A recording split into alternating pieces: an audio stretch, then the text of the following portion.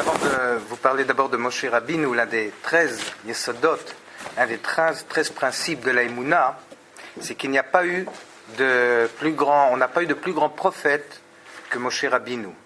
Il s'agit d'un des 13 grands principes du judaïsme, au même titre que la Torah a été donnée par Kadosh Baruch Hu, qu'on doit croire en Kadosh Baruch Hu, c'est évidemment les premiers articles de la foi, comme on dit en français, l'un des très très grands principes de la foi, l'un des 13 principes que si effectivement on n'y croit pas, alors on nie l'essence même du judaïsme, c'est qu'il n'y a pas eu de plus grand prophète donc que Moshe.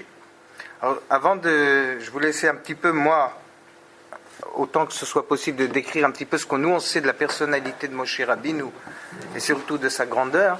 Mais avant peut-être de parler de Moshe Rabbeinu, de la grandeur de Moshe Rabbeinu, je voulais d'abord parler d'une première chose, peut-être qui était la baisse des générations. Parce qu'il y a un phénomène, qui s'appelle donc la baisse des générations, qui veut dire que chaque génération qui nous précédait était largement supérieure, avait une dimension spirituelle bien plus grande que la génération dans laquelle on vit. En général, on a plutôt l'impression du contraire, n'est-ce pas? En tout cas, nos enfants, eux, ont l'impression du contraire. Ils ont l'impression qu'ils en savent beaucoup plus que nous, qu'on était un petit peu abêtis par l'âge, ou peut-être qu'on était bêtes dès le départ. Oui, et que eux, par contre, ils en savent beaucoup plus que nous, et puis qu'ils sont là pour nous apprendre finalement. Bon, moi, je ne sais pas tellement, ça reste entre nous, je ne sais pas tellement me servir, par exemple, d'un ordinateur. Donc pour mes enfants, c'est la preuve totale et définitive que je suis largement en dessous d'eux, que j'ai encore à apprendre d'eux. Alors qu'en vérité, la Torah, elle dit le contraire. La Torah, elle dit que plus on remonte dans le temps, plus les générations qui nous précédaient étaient grandes. Et la Gemara dans Shabbat, pour illustrer ce phénomène, elle dit la chose suivante. Elle dit, en ce qui compte, et la Gemara elle parlait des gens de sa génération, que dire de la nôtre. Elle dit, si nous sommes des hommes, vous connaissez sans doute la Gemara, alors eux c'était des anges, la génération qui nous précédait était des anges, et si eux c'était des hommes, alors nous sommes des ânes. C'est le langage de la Gemara qui veut par là même nous illustrer qu'est-ce que pouvaient représenter les générations précédentes par rapport à nous. Et quand la Gemara elle fait cette comparaison, elle parle d'une génération à l'autre. Alors que dire de nous lorsqu'on parle de 10 ou de 15 ou de 20 générations qui nous précèdent? Et en vérité, à la fin, au début du Sefer Shemot, on trouve même une source dans le Passouk, une source dans les versets où, effectivement, on nous parle de ce phénomène-là qu'est la baisse des générations. C'est marqué Vayamat Yosef Vekol Adorahu, que Yosef il est mort avec toute sa génération. C'est-à-dire que lorsque Yosef est mort, il y a toute une génération qui est partie avec Yosef. Pas seulement Yosef est parti, mais toute une génération est partie avec lui. C'est-à-dire que de là, on comprend effectivement que lorsqu'un homme meurt, ce n'est pas seulement lui qui meurt, c'est ses générations qui partent avec, et toute une dimension qui existait, qui maintenant n'existe plus. D'ailleurs, le Ben Ishraï nous dit, et quelqu'un m'a cité le Ben Ishraï, je ne l'ai jamais retrouvé exactement, le Ben Ishraï. La vérité, c'est que je n'ai jamais cherché, mais je l'ai entendu de quelqu'un qui lui l'a lu, de quelqu'un qui est Neyman, qui est crédible, qui dit que justement, le Ben Ishraï nous dit que c'est ça, par exemple, quand quelqu'un décède, c'est ça le sens du esped. Vous connaissez tous le mot esped, je dis des mots en hébreu, vous m'arrêtez si... c'est-à-dire que quand quelqu'un décède, on fait son horizon funèbre, on fait des éloges. Et c'est même une mitzvah de la Torah, n'est-ce pas, de faire son horizon, de faire son éloge. Apparemment, c'est un peu surprenant. Quel est le sens du esped? Toute la vie, quand il était à côté de nous, on lui a jamais fait d'éloge, si ce n'est pour pas dire plus. Et puis tout à coup, il est plus là, n'est-ce pas? On commence à se lancer dans des compliments. Il était comme ci, il était comme ça. C'est toujours si on l'a regardé quand il était là. Maintenant, c'est quand il était là, peut-être qu'on aurait dû le faire. Non, maintenant qu'il n'est plus là, hein, qu'est-ce que ça peut bien lui faire qu'on fasse ses éloges? Alors, en vérité, le Ben Ishraï nous donne l'explication suivante. C'est que quand on fait le sped de quelqu'un qui n'est plus là, alors on ne le fait pas pour lui. On le fait pour nous. On le fait pour nous. Pour apprendre de ce qu'il était. C'est pour ça qu'on ne doit jamais dire plus de qualité que ce qu'il en avait, mais on doit dire comment il était pour apprendre de lui. Maintenant, pourquoi est-ce qu'on doit apprendre de lui? Pourquoi apprendre de lui plus que d'un autre? Pourquoi apprendre de ceux qui ne sont plus là, autant apprendre de ceux qui sont encore là? Parce qu'en général, sauf Dieu préserve des cas exceptionnels, en général, ceux qui partent sont des gens qui appartenaient à la génération d'avant. Et donc, comme ils étaient d'une génération qui nous précédait, ils avaient donc une dimension qu'on n'a plus, et donc même si nous, on ne peut pas vraiment les imiter dans le sens total du mot, on a encore quelque chose à apprendre d'eux. Et c'est pour ça qu'à ce moment-là, on fait leur oraison funèbre, on prononce leur éloge, leur respect. C'est pour nous apprendre d'eux. Et si nous, on apprend d'eux, si nous, on apprend de leur manière d'être, alors effectivement, par ricochet, de manière indirecte, eux, là où ils sont, ils en profitent. Parce que quelqu'un qui n'est plus là ne peut plus faire les mitzvot. Mais nous, les mitzvot qu'on fait par son mérite, les mitzvot que nous, on fait par son mérite, alors même là où il est, ça lui porte encore du crédit. Et donc, c'est comme ça que ça marche. Et encore une fois, donc cette mitzvah-là, même de Esped, cette mitzvah de faire l'oraison funèbre de quelqu'un, moi, j'aime pas trop le dire le mot en français, ça fait un peu... ça fait un peu funèbre, n'est-ce pas? C'est justement lié donc à ce phénomène-là, justement de la baisse, de la baisse des générations. Alors, il y a quelque chose d'intéressant, donc avant de parler de Moshe Rabbeinu, enfin peut-être que c'est par là même qu'on va y arriver, le Gaon de Vilna, il dit quelque chose d'assez stupéfiant. Il dit quelque chose d'assez stupéfiant. Il dit comme ça, il dit que plus on remonte donc dans le temps, plus on a affaire à des générations d'une dimension supérieure, mais même lorsque l'on arrive à l'époque des Tana de la Mishnah, des Tanaïm de la Mishnah, des sages de l'époque de la Mishnah, donc c'était combien de temps qu'elle a été écrite la Mishnah? Il y a plus de 1800 ans, donc on parle ici de sages qui vivaient donc il y a 2000 ans, à peu près. On peut imaginer, si nous sommes des ânes par rapport à la génération précédente, si on était des hommes, alors qu'est-ce qu'on est par rapport aux gens de cette génération? Avec tout ça, avec tout ce que c'était donc des gens qui nous dépassaient, nous dit le Gaon de Vilna qu'on peut encore avoir une toute petite idée, aussi réduite soit-elle, de ce qui pouvait être. On a une toute petite idée de ce qui pouvait être, aussi réduite soit-elle, mais on peut encore savoir qui ils étaient. Mais lorsqu'on en arrive à la génération d'avant, c'est-à-dire aux prophètes, alors là, on ne peut même plus avoir une idée de ce que pouvait être un prophète.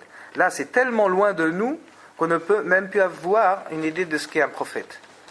Alors, c'est intéressant de comprendre pourquoi cette rupture-là. Pourquoi les Tanaïm qui vivaient il y a 2000 ans et qui étaient capables d'être Mechaya Metim, ils étaient capables de ressusciter des morts. On peut encore avoir une idée de ce qu'ils étaient, et quand on arrive aux prophètes, on ne peut même plus savoir qui ils étaient, on n'a plus aucune idée de ce qu'ils pouvaient être. Pourquoi justement cette rupture-là? Et en vérité, je crois que j'ai avoir trouvé une explication dans le Kuzari.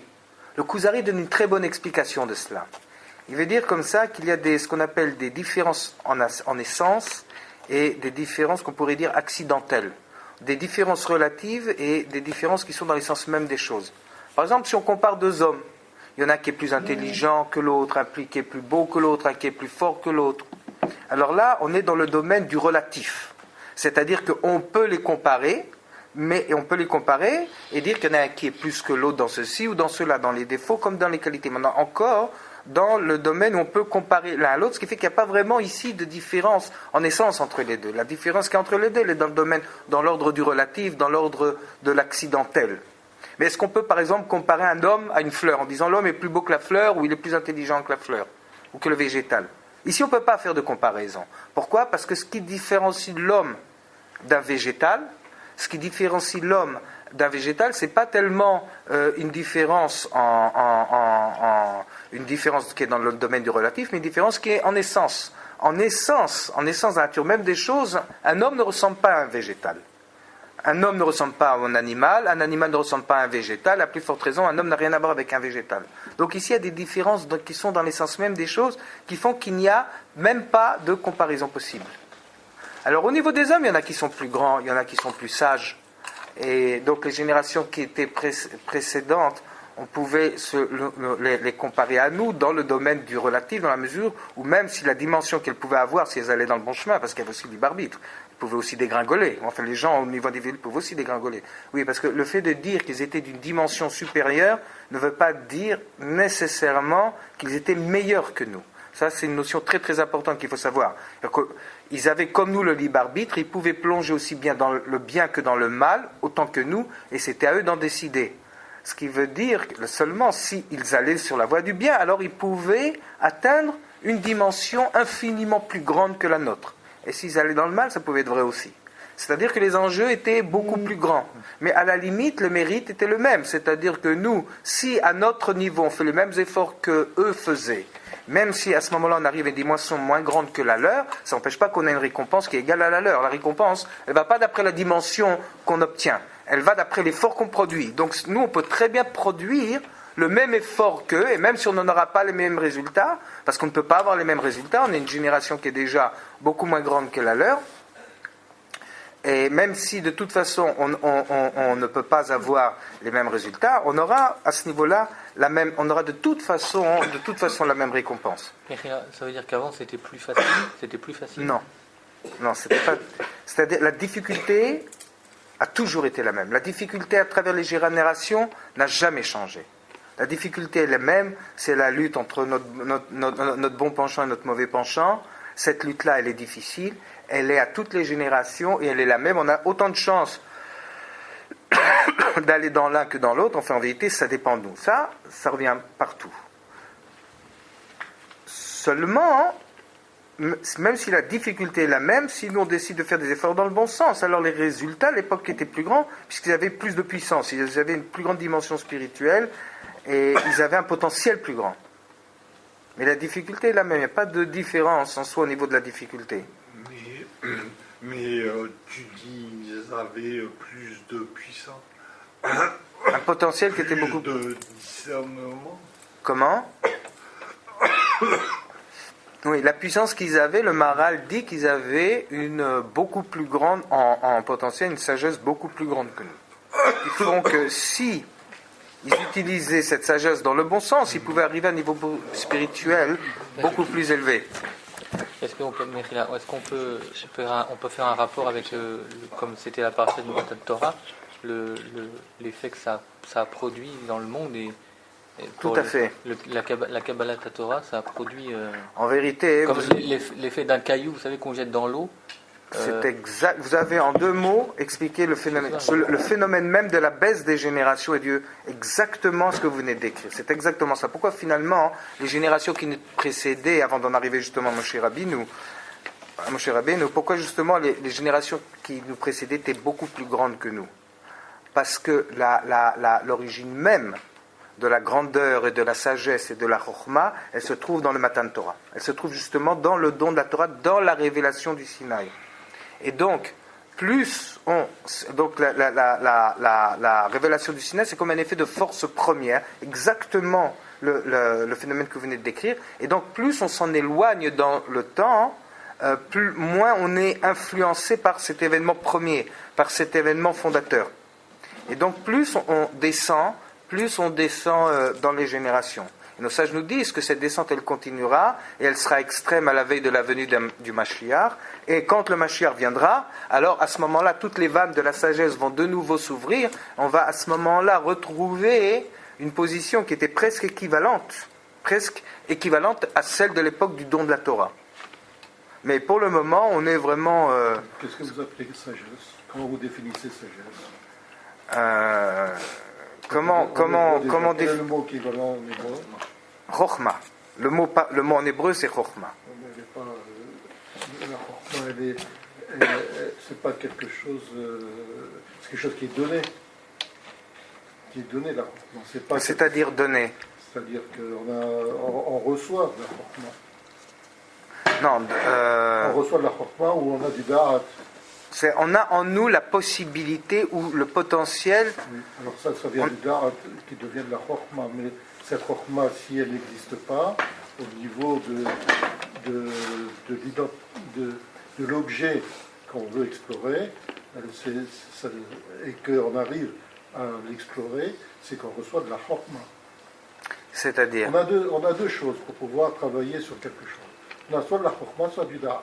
La Chokhma, c'est une influence. En général, on a les deux. Moi, quand je dis la Chokhma, je parle d'un terme général qui recouvre ce que vous appelez Chokhma et Dat, qui sont deux aspects différents de la Chokhma en vérité. On reçoit de la Chokhma.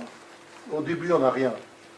Mais donc, dans le ventre de sa mère, un enfant, il reçoit de la Chokhma. Il est constamment. Et après, il emmagasine, ça devient du Da'at.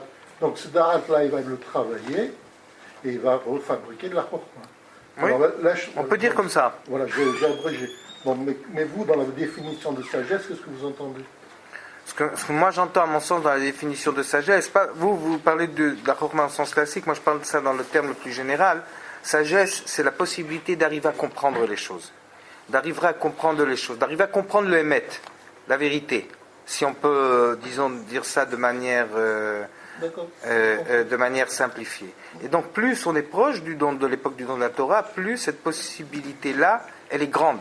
D'ailleurs, juste pour faire une petite parenthèse, nos sages nous disent que cette même descente qu'il y a à travers les générations au niveau de la Chorma, et qui chez nous, dans le peuple juif, se reflète par une descendance, par une descente spirituelle, elle existe également chez les goyim. C'est-à-dire que les goyim sont eux aussi influencés par cette descente-là des générations. D'ailleurs, il y a un philosophe américain, je ne sais plus, j'arrive jamais à prononcer son nom, Whitehead, je ne sais pas comment il dit que toute la philosophie occidentale ce ne sont que quelques notes. Comparé à Platon, toute la philosophie occidentale, ça n'est que quelques notes au bas d'une page de Platon. C'est-à-dire qu'on voit même chez les goyim ce phénomène-là. Et en vérité, eux aussi, ils ont été indirectement influencés par le don de la Torah. Et d'ailleurs, la plupart reconnaissent d'ailleurs que même les philosophes contemporains sont bien en dessous des anciens, qui même si eux étaient le plus souvent dans le mensonge, on n'était pas d'accord avec les anciens grecs, mais ils avaient une sagesse que nous, on n'avait pas, que notre génération n'a pas. Je veux pas, nous, en tant que... C'est normal, parce qu'eux, dans les générations précédentes, ils étudiaient aussi la Torah et la Gemara. Non, Aristote, tout ça... À la Sorbonne, c'était une obligation.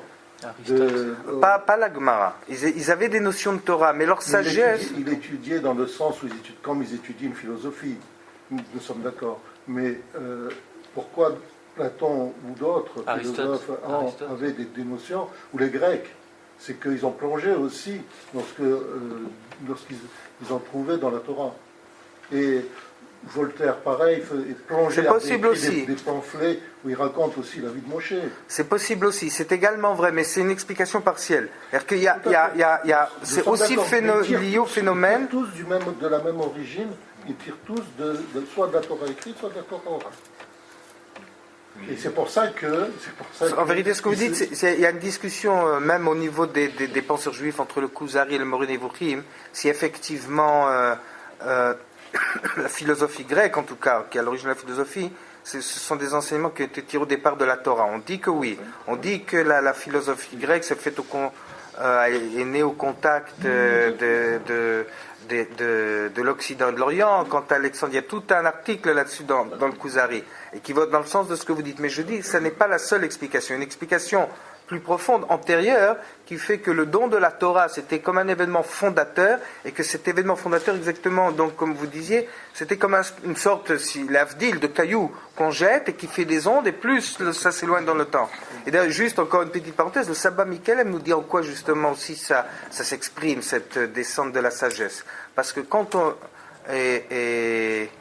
parce que par exemple, pour prendre l'exemple dans la philosophie, je vais faire le parallèle aussi avec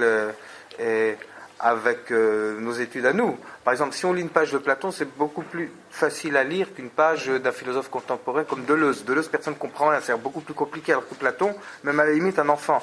Les Avdil, je dis bien l'Avdil et les Avdalot, c'est aussi beaucoup plus facile de comprendre une Mishnah, de l'époque des Tanaïm, que de comprendre un Acharon sur la Gemara, un Rabbi Akiva Eger ou un Chazonish. C'est compliqué, c'est beaucoup de pilpoulim, c'est le mot, beaucoup de pilpoulim pour arriver à les comprendre. Eux-mêmes font beaucoup de pilpoulim.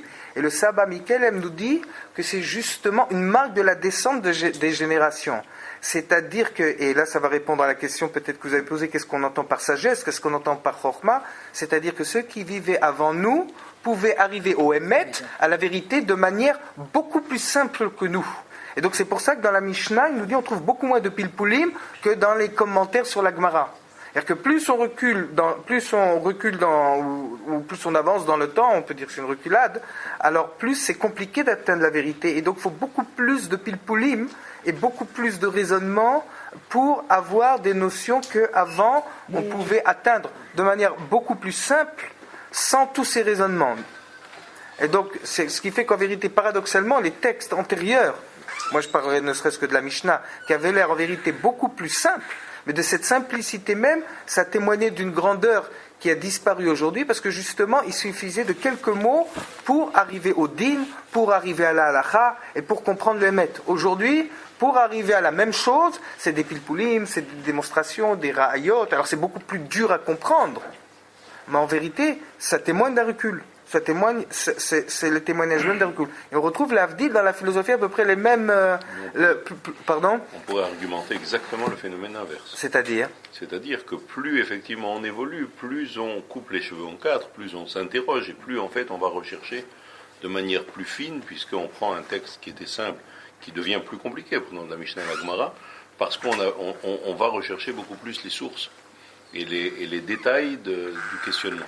Ça, c'est la première chose. Deuxième chose, comment est-ce que vous arrivez à réconcilier la baisse spirituelle de génération en génération et l'augmentation au fur et à mesure des sciences qui permettent aujourd'hui d'être bien au-dessus de ce qu'on était il y a X générations?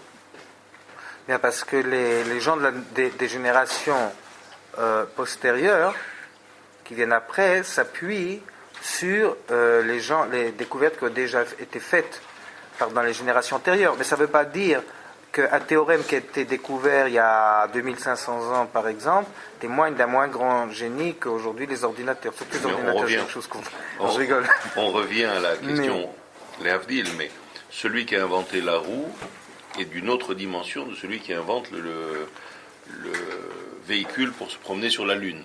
Ouais. Pourtant, l'un va effectivement utiliser la chorma du premier. Ils ne sont pas sur le même niveau. Oui, mais dans la mesure où la chorma du premier a déjà été obtenue, donc le deuxième peut s'appuyer dessus. Voilà, exactement. Donc, de la même manière, au niveau de la pensée, vous pouvez dire que la pensée se complexifie au fur et à mesure des générations, parce qu'on va s'appuyer sur les textes des précédents. Tout à fait, bien sûr. Et se remettre en cause, puisque mais la Gemara va remettre en cause des décisions. Bien sûr, mais ça ne témoigne pas nécessairement d'une dimension plus grande de notre part. Au contraire, on s'appuie sur eux. Le fait qu'on arrive à des raisonnements plus complexes... Le lien qui nous lie, effectivement, à Kadosh Baruch Hu, qui semble s'éloigner au fur et à mesure, mais au niveau de la Chorma, d'abord, on a plus de mal à vous suivre là-dessus, sur le fait qu'on devient... On a moins de liens, d'accord, moins de proximité, comme tu l'as expliqué, mais en même temps, on réfléchit plus, ce qui n'est pas nécessairement... Ça, je ne sais pas si le mot réfléchir plus est exact. Et ce qui n'est pas nécessairement un bienfait. D'abord, de réfléchir, c'est toujours, à mon avis, un bienfait. Non, on réfléchit plus, ça veut dire qu'on prend quelque chose qui a été donné par la génération précédente, et on va le disséquer, le découper, essayer de le reconstituer, comme on fait aujourd'hui, avec les générations, avec... Ce qu'en soi n'est pas un mal, c'est notre manière aujourd'hui d'arriver à la vérité. De regarder, d'essayer de retrouver pourquoi il a dit ça. Alors, il n'avait pas besoin, effectivement, que ce soit un philosophe ou un chacham, il n'avait pas besoin d'en dire plus, parce que lui, ça lui permettait d'asseoir son raisonnement. Aujourd'hui, pour recomprendre son raisonnement, ce qu'on a appris à faire en classe avec les auteurs... Aujourd'hui, on a besoin de tout un raisonnement pour arriver à ce à quoi donc, avant... la connexion s'éloigne. Tout à fait. On est dans une notion de connexion, mais dans la notion de raisonnement, je ne suis pas sûr qu'on s'éloigne. C'est-à-dire je pense qu'on a, effectivement, vous l'avez dit tout à l'heure, un peu le même... On utilise les mêmes outils avec tout ce qui a été construit avant nous. C'est mon image de la roue par rapport au véhicule qui marche sur la Lune. Oui, bien sûr. On ne réfléchit pas, on intègre. On intègre le passé pour construire l'avenir. Tout à fait. Mais ça n'empêche pas que nous, pour arriver à un résultat, quel qu'il soit, on dira au niveau de la Torah de compréhension du Emet, on est obligé de faire un effort intellectuel qui se traduit par un pilpoul qui n'était pas nécessaire avant. Parce qu'on s'est éloigné, donc on est oui, éloigné tout à fait. de la source. Je veux juste, par exemple... Le langage est différent. Le langage aussi est différent. Le langage est différent aujourd'hui. Quand vous avez un article, il est direct. les gens sont violents. Ils expriment leurs pensées d'une façon directe. Avant, dans ce cachet, les gens, les Chachamim, cachaient leurs pensées derrière des midrashim, derrière des je ne sais pas s'il l'a caché, je ne serais pas tellement d'accord avec vous, je ne dirais pas, il l'exprimait de cette manière. D'une manière, ils avaient Pourquoi c'est pas à la portée de tout le monde? Aujourd'hui, quand vous lisez un article qui est simple, et pas un philosophe, un article simple scientifique, ben, celui qui est dans la profession comprend. Bon, mais pour comprendre dans cet article-là qui s'adresse à des professionnels, il faut avoir tout un bagage de décodage. Tout à fait, oui. Et c'est exactement le même principe. Le décodage se fait aujourd'hui sur le langage qu'avaient les Chachamim du temps de la Mishnah, du temps de Moshe Rabbeinu. Oui, c'est sûr que si on veut étudier un commentaire sur la Gemara, on est obligé d'abord de posséder la Mishnah et de posséder la Gemara. Le phénomène est le même. C'est une question de décodage en fonction de sa propre formation. Il y a aussi ça. Donc sa spécialité. Il y a aussi ça. Donc il faut avoir au préalable une formation, comme les scientifiques. Si vous avez un scientifique qui travaille dans la mécanique, il va comprendre plus facilement que celui qui va travailler dans l'électronique ou dans l'informatique. Donc le phénomène est le même, c'est-à-dire qu'on a une démarche aujourd'hui vis-à-vis des écrits de l'époque de la Gemara qui est la même que ceux des spécialistes ou de non-spécialistes qui essaient de comprendre un article qui est scientifique. Oui, on peut dire. Il y a un débat là-dessus sur pourquoi il y a des gens qui peuvent aujourd'hui se faire payer, depuis quelques générations, se faire payer pour étudier la Torah. Oui. Ça fait partie des raisonnements en disant mais avant on avait moins de textes à étudier. Oui, mais la différence essentielle entre nous et eux, indépendamment des différences entre notre génération à nous et les générations antérieures, se trouve au niveau de chacun. C'est sûr que notre langage il est différent.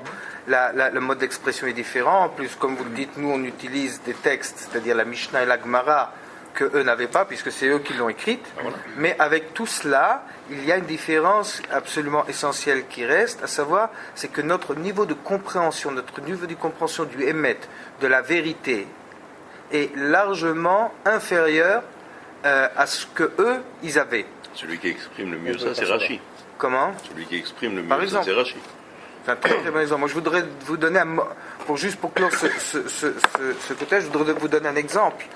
En vérité, bon, qui est un très mauvais exemple, mais c'est pas grave. Qui est l'exemple de Pharaon. Alors là, on n'est peut-être pas obligé d'accepter la notion, mais que ce soit une notion essentielle de la Torah. On apprend de Pharaon, et c'est le Sabbat Mikelem qui le dit, on voit qu'il avait une sagesse extraordinaire.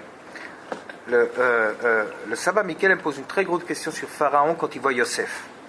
Yosef, il vient, je pense que tout le monde connaît l'histoire, il veut décoder les rêves de Pharaon. Alors Pharaon lui dit, on voit qu'il n'y a pas un homme plus intelligent, on m'a dit que tu étais un homme intelligent, que tu étais un homme sage, tu savais résoudre les rêves, etc. Et Yosef dit non, je ne suis pas, tout ne vient pas de mon intelligence, ça vient d'Hachem, ça vient d'Akadosh Baruch Hu, ça vient absolument pas de moi. Et là-dessus, donc, il a donné à Pharaon l'explication du rêve, l'explication de ses rêves. Et quelle est la réaction de Pharaon? C'est une réaction apparemment paradoxale, qui est incompréhensible.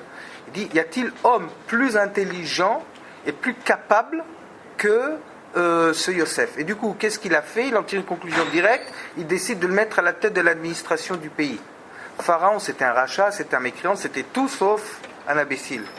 Apparemment, il a une réaction incompréhensible ici. Il a une réaction incompréhensible. En quoi le fait que Yosef soit capable de résoudre les rêves de Pharaon prouve qu'il est capable aussi d'administrer un pays, de gérer un pays, ou même une macolette, même une épicerie. Quel rapport peut-il y avoir entre les deux? Et en vérité, c'est que Pharaon avait compris quelque chose, et ça c'est le Sabbat Mikelem qui le dit.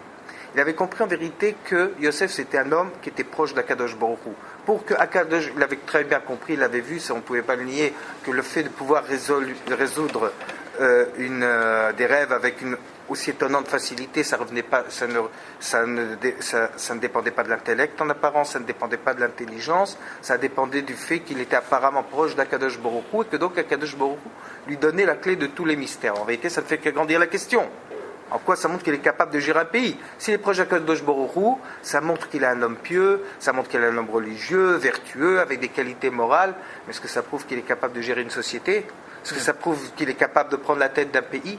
Donc quel était le calcul de Pharaon qui, même s'il était un rachat, il n'était certainement pas un imbécile? En vérité, le Saba Mikelem nous dit que Pharaon avait compris quelque chose. Il avait compris que pour être proche d'Akadosh Baruch Hu, que d'être proche d'Akadosh Baruch Hu, c'est aussi une sagesse. C'est aussi une très très grande sagesse. Il ne suffit pas d'être juste vertueux et d'avoir un bon cœur. Avec un bon cœur, si on n'utilise pas, si on ne se sert pas de la sagesse qui est en nous pour développer les qualités de cœur qu'on a, alors on n'ira pas très loin. Donc lui, il avait compris en vérité qu'il avait une très très grande sagesse, que pour arriver à être si proche d'Akadosh Baruch Hu, point qu'il lui délivre tous ses messages, c'est donc qu'il avait fait preuve d'une très grande sagesse. Il devait être un homme très sage, parce que sans la sagesse, on ne peut pas arriver près d'Akadosh Baruch Hu. Et donc cette sagesse-là, il peut aussi certainement l'utiliser pour gérer le pays d'Égypte. Et donc, en vérité, ce qui était posé ici par le Saba Mikelem, c'était la chose suivante. C'était le rapport entre sagesse et morale. Est-ce que d'être proche d'Akadosh Baruch Hu, ça implique une sagesse ou ça implique pas une sagesse? Alors ça, par exemple, c'est un exemple du phénomène de la baisse des générations. Aujourd'hui, est-ce qu'il y a un rapport entre sagesse et morale, entre le fait d'être un homme intelligent et d'être proche? Est-ce que pour être proche d'Akadosh Baruch Hu, il faut aussi avoir une certaine sagesse, un certain intellect, savoir l'utiliser? Aujourd'hui, ça ferait des débats sans fin. Et celui qui voudrait affirmer que oui, serait obligé de faire toutes sortes de pilpoulim, toutes sortes de développer tout un argumentaire pour arriver à cette conclusion. Et Pharaon, qui vivait une génération bien antérieure de la nôtre, même si si ça précédait l'époque de la Torah, c'était incontestablement une génération bien plus grande que la nôtre, lui, cette notion-là, qui pour nous demanderait toute une exégèse et tout un développement de pilpoul pour arriver à cette conclusion, lui, il le possédait de manière presque intuitive. C'était tellement évident qu'il n'avait même pas besoin d'y réfléchir. Dès qu'il a vu Yosef, il l'a nommé chef de son gouvernement, ou second, ou chéni le pharaon. Donc ça, c'est un exemple de la baisse des générations, des notions qui pour nous ne sont pas évidentes, qui pour nous doivent faire l'objet de recherche, qui pour nous doivent faire l'objet de pilpoulim. Pour les générations d'avant, c'était une évidence telle qu'il n'y avait même pas besoin, c'était des notions qui étaient acquises d'avance. Des notions qui étaient acquises d'avance. Et ça, ça va dans le sens de ce que nous dit le Saba Mikelem que j'ai ramené tout à l'heure, à savoir que justement, quel que soit, c'est vrai, il y a un langage différent, on est obligé de posséder la Mishnah et la Gemara et les commentaires pour arriver à nos propres conclusions. Mais ça n'occulte pas cette chose-là qui est donc essentielle, à savoir que pour arriver à des conclusions ou à certaines notions aujourd'hui qui ne sont pas évidentes, à une époque précédente, c'était évident. Et donc quand eux utilisaient leur force de raisonnement, c'était certainement pour atteindre des notions que nous, on ne pourrait même pas atteindre. Donc, en tout cas, pour en revenir à ce qu'on disait au départ, on disait donc que lorsqu'on arrive au prophète, oui, pour en revenir à ce qu'on disait au départ du phénomène de la baisse des générations, que pour en arriver au prophète, si vous vous rappelez ce qu'on disait tout à l'heure, donc on ne pouvait même plus avoir d'idée de ce qu'était un prophète. On apprend des prophètes, on essaie d'apprendre leur enseignement, mais pour nous, on essaie d'apprendre même de leur vie. Mais pour nous, on essaie d'apprendre de leur vie dans la mesure où on doit aussi tirer quelque chose dans leur enseignement, mais sans qu'on comprenne du tout de quoi il s'agit, tellement les prophètes nous dépassaient. Et donc, comme je disais, pour en revenir à ce qu'on disait avant, il y avait donc une rupture entre les prophètes et les générations qui ont suivi. Même si les générations qui ont suivi étaient plus grandes que nous, on pouvait encore, jusqu'à l'époque des Tanaïm, comprendre un tout petit peu de quoi il s'agissait. Quand on arrive aux prophètes, c'est terminé.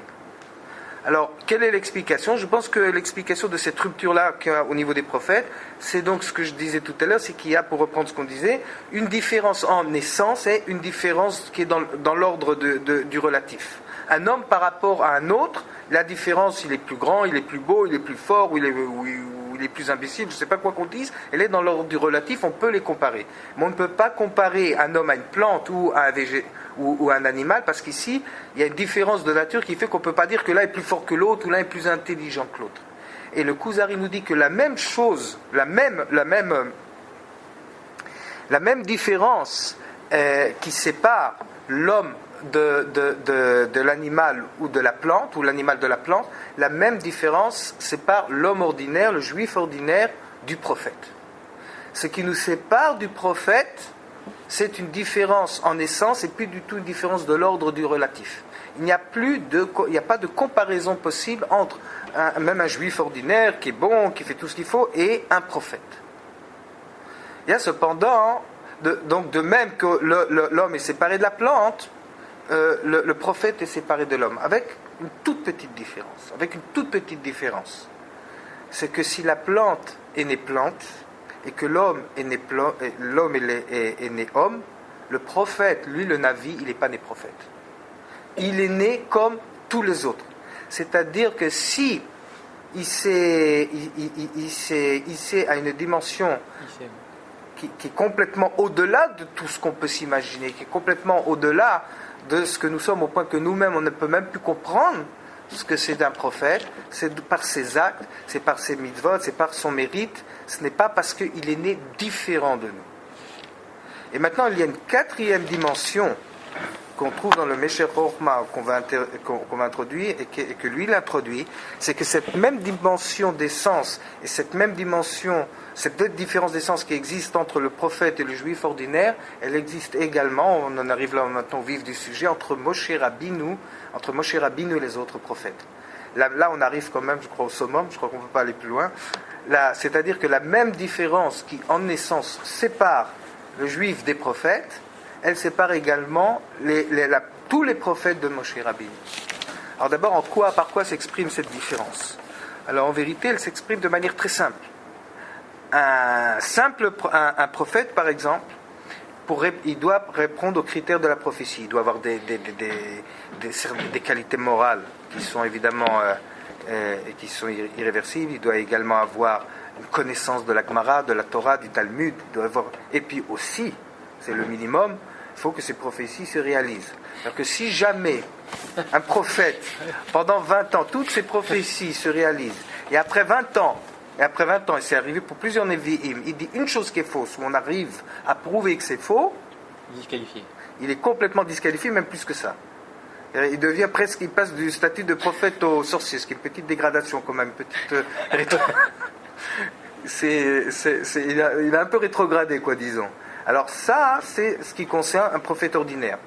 Maintenant, avec Moshe Rabbeinu, il y a une toute petite différence.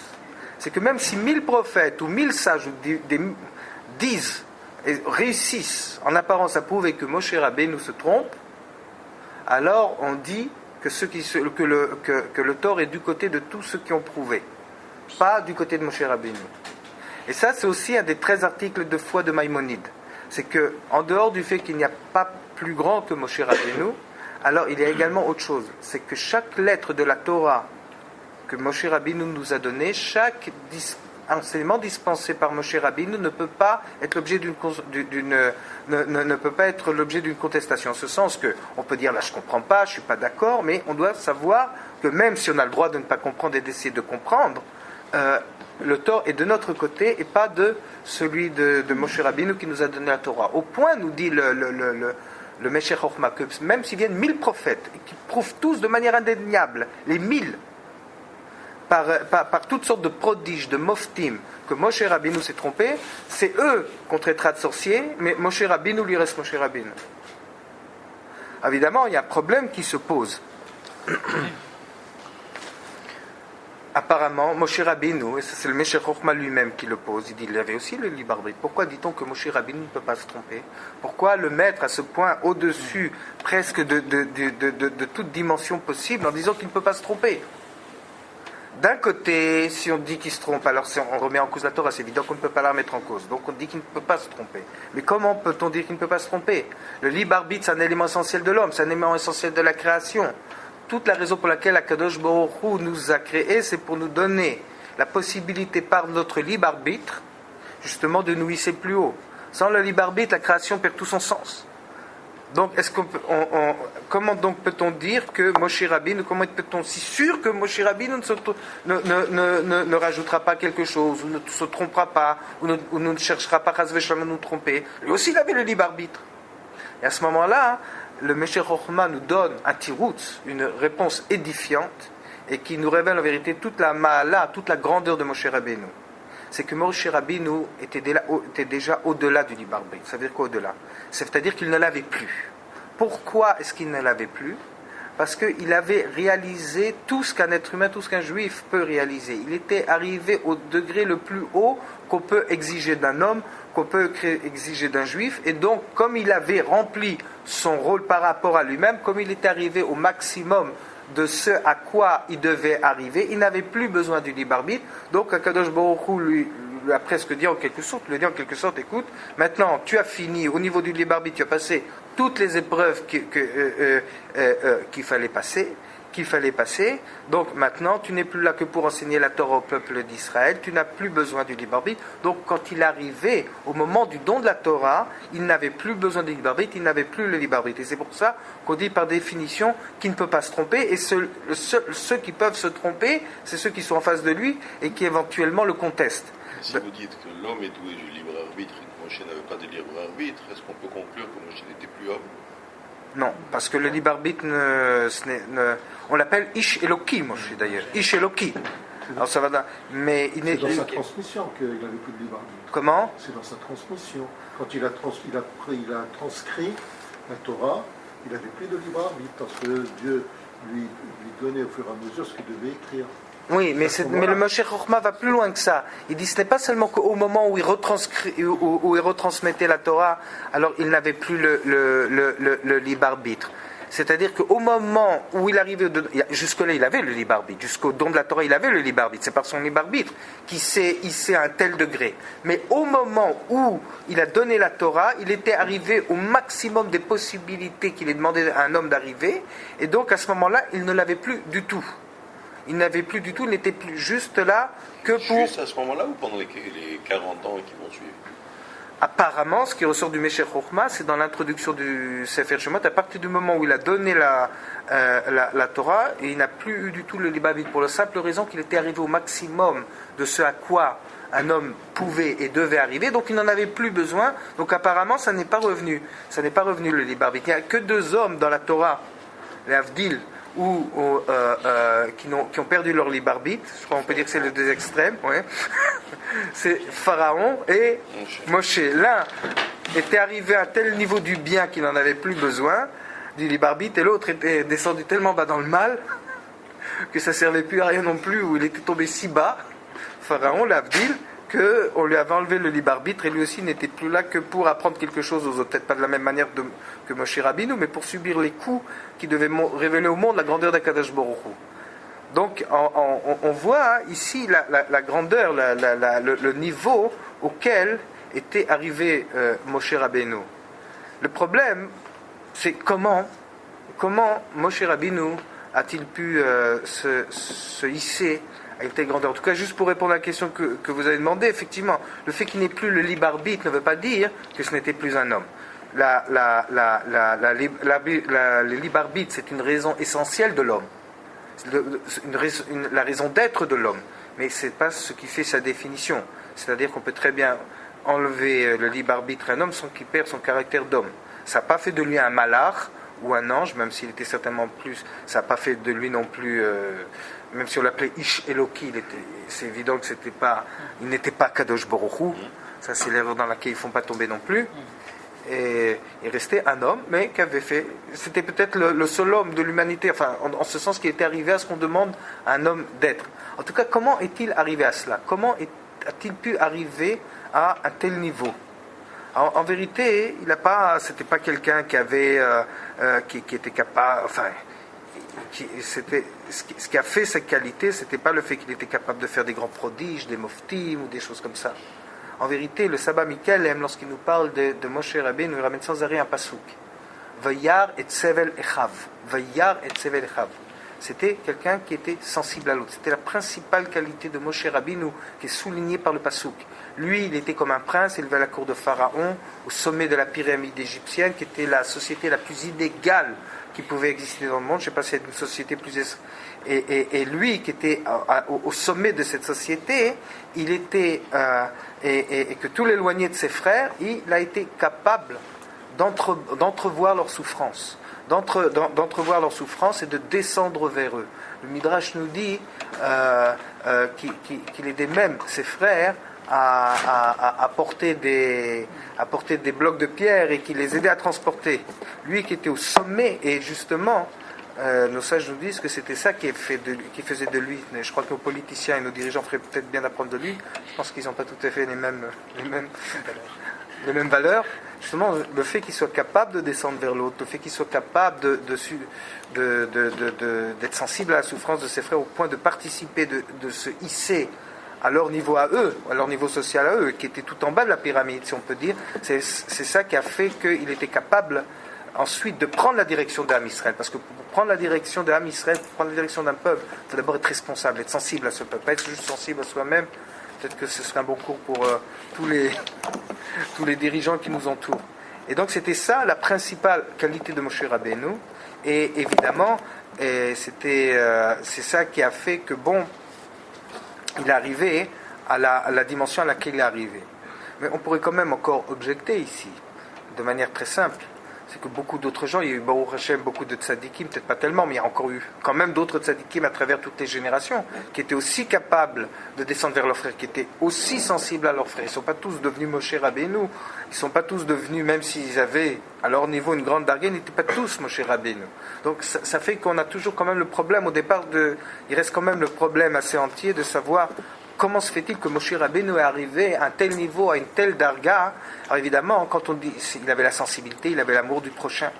On raconte par exemple, il y a au début de la paracha de Vaera, plutôt à la fin de la paracha d'avant, juste d'avant, quand Akadosh Baruch Hu a envoyé Moshe chez Pharaon, oui, quelle était la première réaction de Pharaon?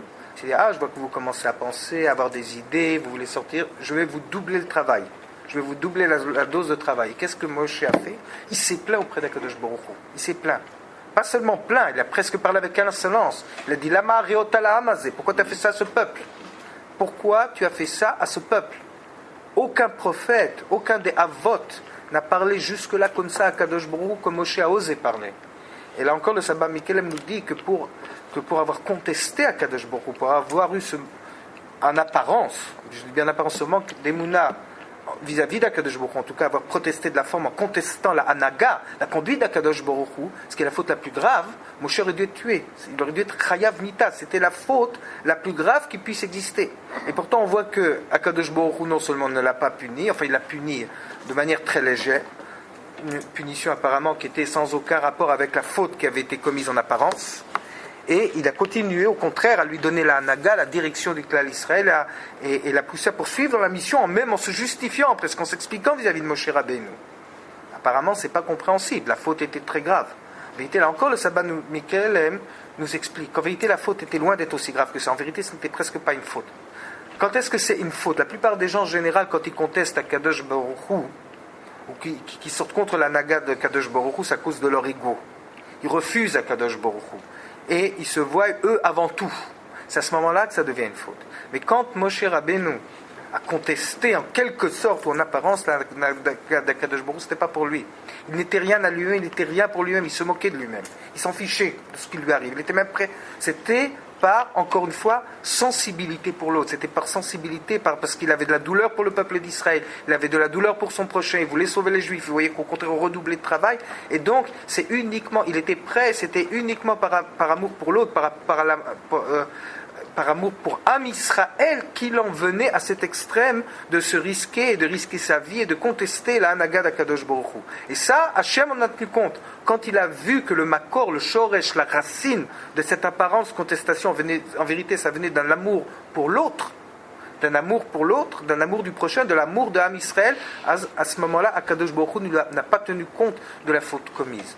Et donc là encore, ça montre la grandeur de Moshe Rabbeinu. Seul lui était à un niveau d'amour du prochain tel qu'il pouvait se permettre de contester sans que ça lui en soit tenu compte. Parce qu'on savait que cette contestation venait d'un amour total, d'un esprit de sacrifice, qu'il était prêt à renoncer à tout ce qu'il était rien que pour l'autre. Et ça, même les Avot Akadoshim, et même Avraham, Yitzhak et Yaakov, n'étaient pas arrivés à ce niveau-là. Mais je crois qu'on pourrait terminer en disant que il y a encore, l'explication ne serait pas complète sans un midrash. Un midrash qui s'appelle Midrash Hané Elam, qui a été écrit, je crois, par le Harizal, qui est ramené à la fin de Kiddushin, que tout le monde d'ailleurs ne veut pas ramener. Oui, vous connaissez ce midrash? Alors, je ne sais pas si je pourrais vous le ramener, mais j'ai confiance en vous. Vous m'avez l'air sympathique, donc je vais vous ramener. Je ne sais pas s'il a à répéter à tout le monde. En tout cas, s'il a été ramené par le Melech Shlomo, je pense qu'on peut le ramener. On raconte comme ça qu'il y avait à l'époque de Moshe Rabbeinu, ça devait être avant je ne sais pas, peut-être avant le Matan Torah sûrement, et un roi, un Melech Aravi, déjà à l'époque, et qui avait entendu parler de la grandeur et des vertus de Moshe Rabbeinu. Et il y avait à l'époque ce qu'on appelle une science, qui était une science réelle, qui est ramenée par le Midrash, qui s'appelait Chokhmat HaPartsouf. Vous avez entendu parler de ce Midrash? Chokhmat HaPartsouf, c'est-à-dire qu'en voyant les traits d'une personne, en voyant les traits physiques d'une personne, on était capable de deviner son caractère, de deviner ce qu'il était, de deviner ce qu'elle valait. Et alors, ce roi-là, ce Melech Aravi, et il savait, il y avait donc chez lui, dans sa cour, des sages qui avaient cette science-là, la Chokhmat HaPartsouf, et il avait apparemment aussi d'excellents dessinateurs. Alors il a demandé au peintre, au dessinateur, vous connaissez ce Midrash Rav Kassavi, et il a demandé à un dessinateur de lui rapporter un portrait de Moshe Rabbeinu. Et le dessinateur lui rapporte un portrait comme ça, très très très précis de ce qu'était Moshe Rabbeinu. Et lui il passe ça à ceux qui avaient la Chokhmat HaPartsouf, aux scientifiques, à ceux qui... Il dit, qu'est-ce que vous pensez? Qu'est-ce que vous voyez dans les traits de cet homme? Et eux ils disent, comme ça, on n'a jamais vu un aussi grand brigand. On n'a jamais vu autant de défauts, autant de vices dans un seul portrait. Alors lui, le Melech Aravi, on pourrait presque apprendre de lui, il avait une telle foi dans la grandeur de Moshe Rabbeinu, où il n'a pas une seconde remis en cause la valeur de Moshe Rabbeinu. Il a dit, il y a quelqu'un ici qui me trompe. Alors c'est ou le peintre qui me trompe, ou alors les scientifiques, ceux qui ont soi-disant la Chokhmat HaPartsouf qui me trompent. Mais c'est sûr que quelqu'un me trompe, et celui qui à l'époque trompait un roi, c'était pas toujours évident, on risquait gros. En tout cas, il dit une manière très simple de voir qui m'a trompé, c'est d'aller me rendre chez Moshe Rabbeinu. Alors, je pense que la suite elle est claire, il a été voir Moshe Rabbeinu, il a vu que c'était le portrait exact, donc apparemment, le sort du dessinateur ou du peintre, apparemment, il avait fini sa carrière, quoi. Apparemment, ça n'ira pas tellement plus loin. Il dit, bon, je sais qu'il m'a trompé, il va payer cher. Et Moshe Rabbeinu avait très bien compris pourquoi il était venu le voir. Il lui dit, oui, apparemment, donc tu penses que les gens qui ont cette Chokhmat HaPartsouf t'ont trompé. En vérité, ils ne t'ont pas trompé. Moshe Rabbeinu lui-même qui dit ça au roi. Et à la limite, s'ils t'ont trompé, c'est dans le sens inverse de ce que tu crois. C'est-à-dire que les vices et les défauts qui t'ont décrits sont encore en dessous de la réalité. En dessous de la réalité. En dessous des traits du visage que tu as sous les yeux et qui est mon visage. Moshe Rabbeinu lui-même qui dit ça. Et il a dit seulement avec une toute petite nuance. Ce que tu vois là, ce n'est pas ce que je suis en réalité là maintenant. C'est ce que j'aurais pu être si je n'avais pas travaillé sur moi-même. En vérité, je vous rassure tout de suite, apparemment ce portrait-là, puisqu'on dit que quand après le don de la Torah, il y avait un keren or, un rayon qui sortait de la face de Moshe. Donc apparemment, ce portrait a dû rester temporaire. Je ne pense pas que c'est le portrait qu'il avait, mais en tout cas, il a dit, ça représente ce que j'aurais pu être si jamais je n'avais pas fait l'effort, si je n'avais pas travaillé sur moi-même. Et c'est ça le secret de la grandeur de Moshe Rabbeinu. Ce qui fait qu'un homme est un homme, il y a deux extrêmes dans le monde. Il y a le malach, oui, l'ange, et au bas de l'échelle, il y a l'animal, et entre les deux, comme ça on se représente, il y a l'homme. En vérité, il y a quelque chose qui rejoint l'ange et l'animal, même s'ils sont apparemment dans les deux extrêmes. C'est que l'ange et l'animal sont dès le départ tout ce qu'ils devraient être. Il n'y a pas de progression. L'homme, son identité, en particulier le juif, l'identité de juif se construit par le travail qu'il fait sur lui-même. C'est ça qui fait sa valeur, c'est ça qui fait son srout, et c'est ça qui fait sa récompense. Et donc, Moshe Rabbeinu avait poussé ce travail-là au-delà de tout ce que tout homme peut le pousser. Le Maral, justement, nous dit comme ça, pour finir, Behema, on appelle l'animal Behema. Behema, en hébreu, c'est tout est déjà en elle. L'homme, c'est Adama, langage de la terre. La terre, elle reste à fertiliser, elle reste à travailler. Et c'est en ce sens que Moshe Rabbeinu était le Adam par excellence. En tout cas, je voulais remercier le président, le grand rabbin de Rav Kasbi, de m'avoir reçu et d'avoir et aussi toute la communauté Hazak Ba. de bien avoir voulu m'accueillir. Hazak Sur, Ba. sur un dernier point, je voudrais vous poser une question. Hazak. Oui. Si sur ce midrash-là du roi qui savait décrypter les traits, pourtant on voit que Bitya, Que la fille de Pharaon, elle a vu, Batia, oui. elle a vu qu'il était tort. Très beau. Alors, comment est-ce qu'on peut voir que quelqu'un était tort alors qu'il avait tous les défauts à la naissance? Je crois que, il me semble que des Mefarshim, elle avait vu un rayon, je crois, ou quelque chose comme ça. Je ne sais pas s'il y avait elle a vu un signe comme quoi il était top. Je ne crois pas que ça venait d'une analyse de ses traits. Elle avait apparemment pas la forme. Oui, quelque chose qui une lumière. Voilà, une lumière qui l'accompagnait. Je me semble que c'est le commentaire de Rashi. À ce moment-là, il y a une lumière qui est apparue. Elle a compris de la lumière, pas des traits, pas des traits du visage. Heureusement, elle n'avait pas le Chokhmat à Partsouf. Elle a vu la lumière. Elle a vu le bon, elle n'a pas vu le reste. Hazak. Sur l'existant de Moshe, comment sa proximité avec le peuple, comment on explique les 63 ans qu'il va passer en dehors sans s'intéresser à autre chose qu'à son troupeau? À un moment, il a compris que la nécessité était de s'enfuir. Bien sûr. Mais une fois qu'il s'est enfui, qu'il est appelé Mitzri, il disparaît dans la campagne de son beau-père. Il ne s'intéresse plus au sort de ses frères. Je suis pas sûr. Jusqu'à Kadosh Baruch Hu le rappelle devant le puissant, je lui dire, oh, j'ai un job pour toi. Mais jusque-là, Moshe Rabbeinu, c'est ma grande interrogation. Qu'est-ce qu'il devient, qu'est-ce qu'il fait pendant 63 ans, entre le moment où il part et le moment où on lui dit, bon, il faut retourner. C'est-à-dire que Moshe Rabbeinu a compris qu'il avait été mis dans une situation, malgré lui, où il était obligé de s'enfuir. Il ne pouvait plus retourner en Égypte. Il savait que de retourner en Égypte, il serait tué, et donc il ne pourrait rien apporter à personne. Donc la seule solution qui lui était offerte à ce moment-là était de rester au Sinaï, de se cacher jusqu'à ce que l'orage passe, et jusqu'à ce qu'il reçoive un signe de revenir.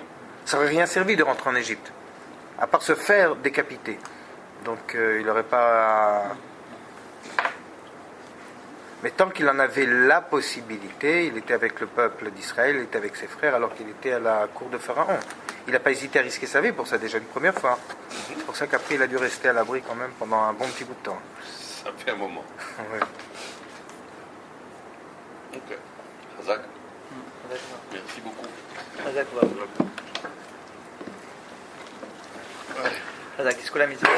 Merci beaucoup au Rav pour ces enseignements. En tout cas, merci aussi pour vous de m'avoir accueilli. Oui, bien. Avec un grand plaisir.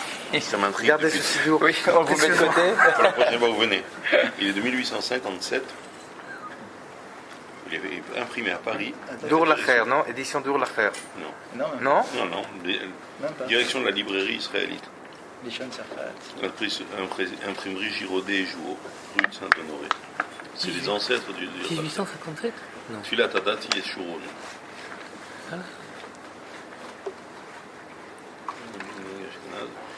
Vous voulez boire un peu? Non, sinon je vous remercie. C'est un petit fond. C'est Pas le genre, c'est déjà oui, plein. d'accord. Comment est-ce que vous rentrez là? Comment je vais rentrer Un taxi? Comment? Il y a un taxi quelque chose? Je prendrai. C'est bon, vous inquiétez pas, je prendrai quand même. Où est-ce que vous allez?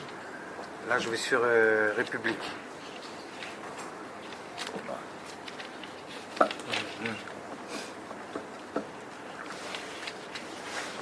Approbation de M. Isidore, grand rabbin du consistoire de la circonscription de Paris.